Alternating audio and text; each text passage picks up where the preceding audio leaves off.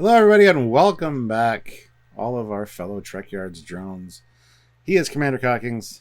And resistance is futile. That X button at the top right has now been deactivated. You must now watch this entire video.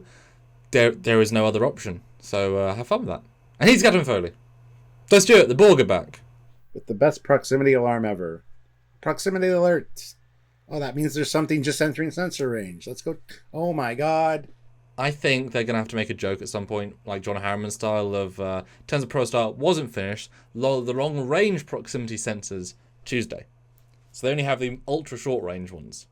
No, they don't understand all the systems yet. So they just don't have it turned on to max. Just have it turned on. It's a little toggle. I mean, they are kids. They can have the ship broken. And Jeremy does not even know a lot of stuff about the ship. So that's fine. Anyway, sure. Side tangent. So this is so we're going to look at the Borg specifically, generally, and comparatively. So stay tuned. This is a general shot of the batch. Now, it's an animated show where they build everything from scratch. So the caveat is you're going to see the same Borg drones in most of the scenes because, and that was the same thing for First Contact. There was only like 7 actors. They just changed bits and pieces every day to kind of make them look different. So that is a faithful thing, but easy to see when it's not animated and it's kind of less detailed. But that's fine. What do you think, Stuart? Now you're staring at the drone collective boy band of 2022. Well, first of all, I gotta say it's good to have the Borg back. Which normally I wouldn't say. I'm not the biggest. Everybody's like, we should bring the Borg back. No, we don't need that. Or, you know. But anyway, it was nice to see them back. I thought it was quite a cool look for them, honestly. Almost feels, for some of them, it feels like the first time we've seen the Borg again because in TNG they had like the black bodysuit with like some like ab pieces. Some of them look like that, and it's more simplistic, and I like that. It's not like the First Contact ones necessarily. This is a different sector. This is a different quadrant. We don't know where exactly. We know that Borg vary in look. So I think it's kind of cool. And I got to say Although given that they have no head ridges and no neck, no things, they look all humanoid. So I guess they happen to have been near Earth at some point, or of the ilk. I do like some of the VR headset styles. I think that's just because they had 1 or 2 Borg models, and they just, for faces, and they just put on thing to obscure the face, possibly. That's it, isn't it? Yeah, because why build 3 men heads? Just have one head and then and just have helmets. That's good. Yep. But like the that. VR look looks good. Makes sense almost for a Borg to have like a VR or even an AR, like an augmented reality thing going on. So yeah. Iron Man HUD, all of them. Yeah. And Jarvis is just, you will assimilate. You will assimilate. You will assimilate. Yeah. So what did you think seeing them? What did you think of the designs? Good, different, the same. Everything's with the animated sheen on top. You know, something as simple as, like, as you said in the first season, or first half of the first season, Rok-Tok's comm badge is the wrong size, but it's the right size to them, and just take it as a real comm badge despite not being logical. So there are caveats anyway. So for me, they look too reflectively leathery. Look literally like a front lady. That could absolutely be a bodysuit you could buy if you're a biker. Take off the headpiece, that's just a biker suit, right? Now, the other ones are a bit more varied, fine.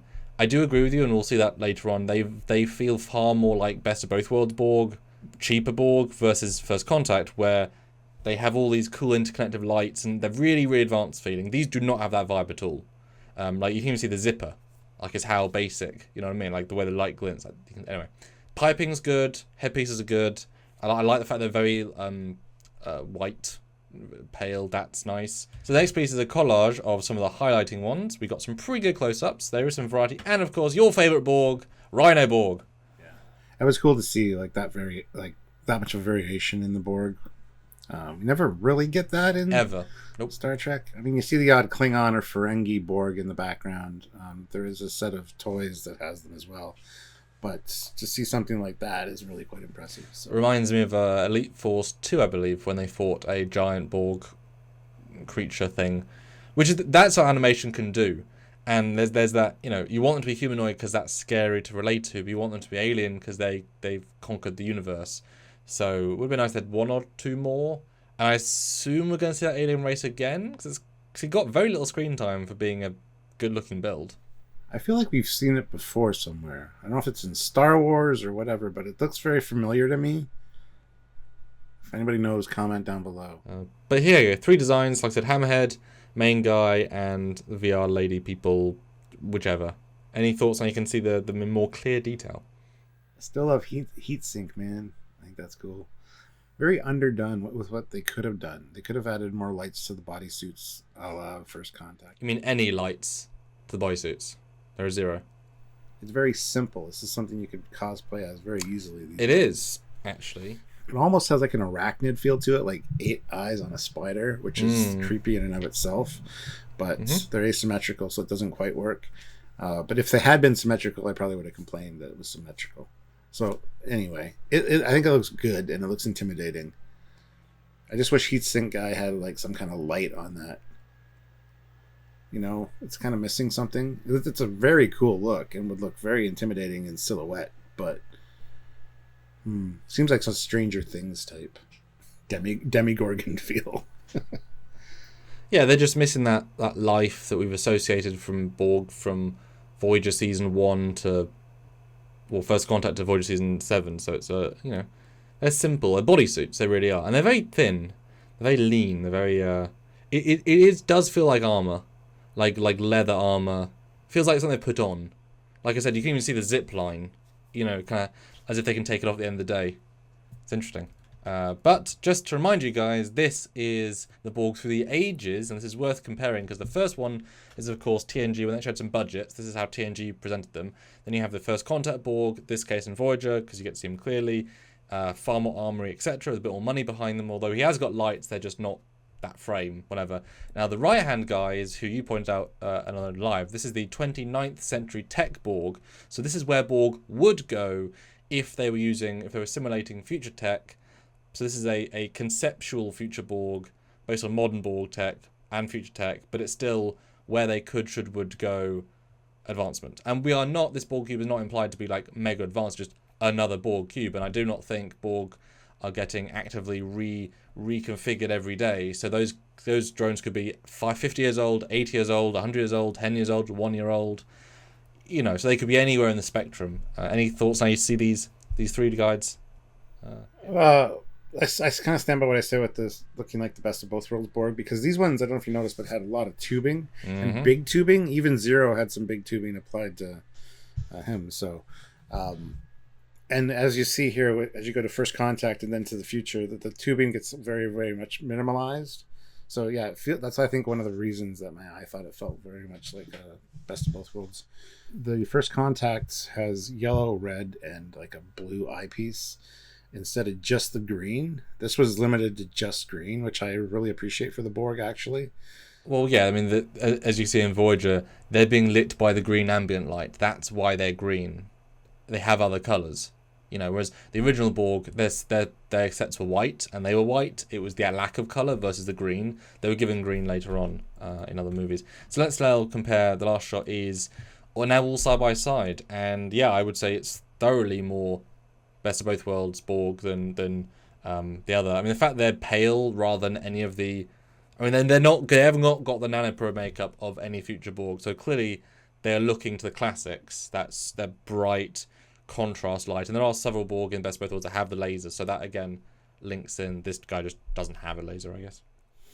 No, I think the Prodigy team did a pretty good job bringing the Borg back.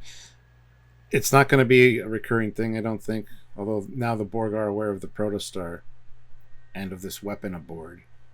That's a bad plot point if that ever comes back, because that'll spread through the collective, and now this ship's going to have a target on its back. If this is an advanced future technology, this weapon, it's like, oh no. What did you do? Advanced future weapon on a more advanced we've ever seen ship with another sort of propulsion. With kids. With kids, yeah. No, I mean, yeah, they certainly caveat at the end, Zero turned them off for X time. They did not go into detail because they don't want to. I assumed honestly at the end the Borg cube would chase them and they'd have to proto-warp away. And they just left. I guess they all turned off forever. We don't know. They haven't got into it. We'll find out, maybe, or not. But no, definitely with this, I see the six-packness of the classic Borg. And they've whereas the other one, they're kind of like, it's armor, it's because the first Borg is a dude in a suit.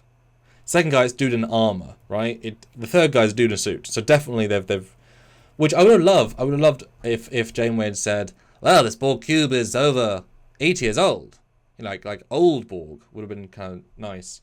But the exterior of the cube kind of negates that. 'Cause the exterior of the cube looks more advanced than some of the cubes Or at least we saw in Voyager-esque with about Voyager. Actually, the suits from this episode feel like a hybrid new version of armor, like new advanced Kevlar almost, because it covers more of the body than the Best of Both Worlds one. But it's I think they did a good job with them. It's a different sector, it's a different quadrant. We don't know which species the guys interact with, but yes, But you can see definitely there's something that even though the first Borg, even though it's more reflective, his pieces doesn't feel like leather. They feel like a sort of an odd plastic thing. The second one, they're so muted, they just like hell knows what that is. The third one looks right like leather, 100% leather. There's no other material set. If they'd changed that to more the middle one and added, if there was more like the First Contact drones, the more muted, reflective, add some lights between the cracks, and then maybe a bit more coloration on the face, they could be top tier Borg. But they kind of went for like I say, a weird hybrid of all and yet none. But you wouldn't know unless we put them all side by side. That's what we do at Trekyards. If you want to support us on Trekyards, then help us on a monthly basis on Patreon Trekyards, or join the channel, YouTube Trekyards, or one-time donation, PayPal, trekyards@hotmail.com, or super chatting on any live or super thanks on any video. My goodness, so many ways. That's right. But comment down below what you thought about the Borg as well. Hit that like button, and by all means, be assimilated. Subscribe to the channel and join us for those lives. So, until next time, I'm Captain Foley, because he won't say that. Commander Coggins. And here's Captain Foley. And he's Commander Coggins. And he's Captain Foley. Now he's going to keep saying it. So until next time, everybody. And here's Captain Foley. Bye, guys.